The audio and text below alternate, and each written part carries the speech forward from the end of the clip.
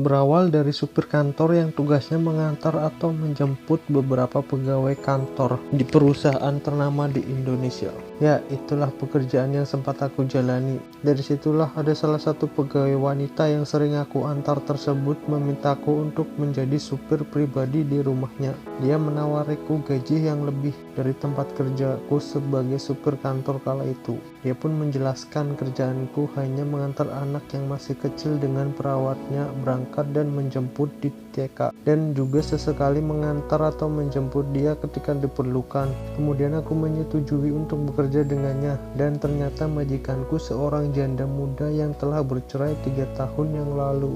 Dia mempunyai satu anak berusia 5 tahun. Di rumahnya hanya tinggal dengan buah hatinya dan juga satu wanita muda yang mengurus anaknya. Aku pun disuruh tidur di rumah itu supaya tidak pulang pergi, yang memang waktu itu tempat kos aku lumayan jauh dari rumah majikanku. Malam pertama di rumah itu, aku banyak mengobrol dengan perawat yang mengurus anak majikan itu. Aku merasa kalau kita sama-sama suka di pandangan pertama. Ya, ternyata diriku saja yang kegeeran akan hal itu. Yang ternyata perawat itu telah bersuami dan dia sudah memiliki satu anak yang ikut dengan suaminya di kampung halaman. Dia pun bekerja ke keluar kota untuk memenuhi kebutuhan ekonominya. Ketika libur panjang telah tiba, perawat itu meminta izin untuk pulang ke kampung halaman untuk bertemu dengan suami dan anaknya. Tinggallah aku dan majikanku serta anaknya yang masih kecil. Ketika malam, aku yang sedang duduk di teras rumah, tiba-tiba majikanku menghampiriku. Dia memintaku untuk memijatnya. Karena terkadang kalau majikanku capek, dia selalu dipijat perawatnya. Berhubung perawatnya sedang pulang kampung, jadi akulah yang memijatnya. Kemudian aku mulai memijat majikanku di kamarnya. Tak terasa, aku mulai tegang dan sungguh menikmati paha majikanku yang putih mulus itu. Hingga ketika aku melihat majikanku yang mulai tertidur, aku mulai memijit sampai ke atas hingga menyentuh celana dalam bosku yang agak tipis dan transparan itu. Hingga aku penasaran tak tertahankan lagi. Aku mulai membuka sedikit demi sedikit celana dalamnya dan aku mulai menggesekkan jariku ke bawah celana dalam majikanku. Alangkah terkejutnya aku yang melihat majikanku merespon keenakan, hingga akhirnya aku memberanikan diri untuk membuka celana dalam majikanku. Kemudian dia menarikku untuk melakukan pemanasan hingga akhirnya kita melakukan mantap-mantap di kamarnya. Keesokan paginya ketika aku sedang membuat kopi di dapur, majikanku datang menghampiriku dan langsung menciumku tanpa kata dan bertanya. Aku pun membalas kecupan itu dan kita melakukan olahraga pagi di dapur itu. Majikanku sungguh menikmati sampai terlemas kenikmatan. Selama 1 minggu itu pun kita melakukannya tanpa henti, sampai kita puas menikmatinya. Keesokan harinya, perawat anaknya kembali dari kampung halaman dan dia agak sedikit merenung, tidak ceria seperti dulu waktu aku melihatnya.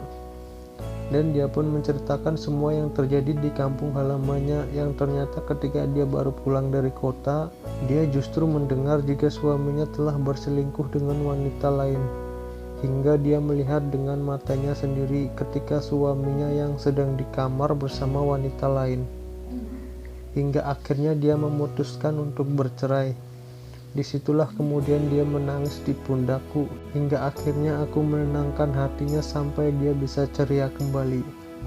Ketika suatu malam aku belum tertidur, ternyata dia diam-diam langsung masuk ke kamarku dan berkata kalau tidak bisa tidur pada malam itu.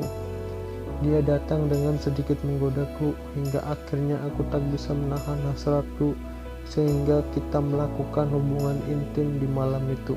Dia pun sangat puas bermain denganku. Dia berkata kalau mulai ada rasa denganku.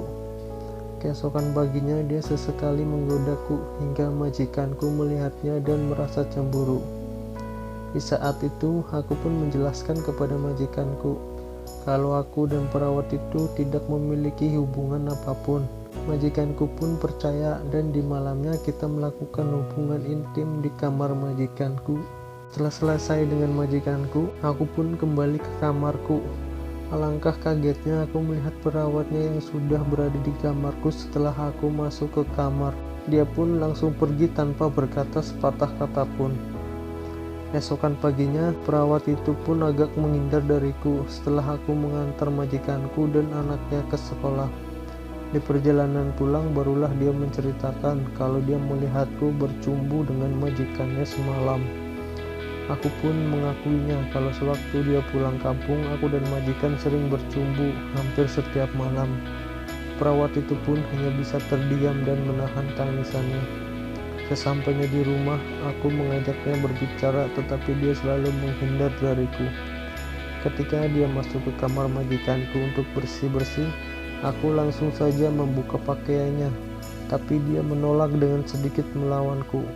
Kemudian aku pun memaksa dan langsung mencumbunya di atas tempat tidur majikanku.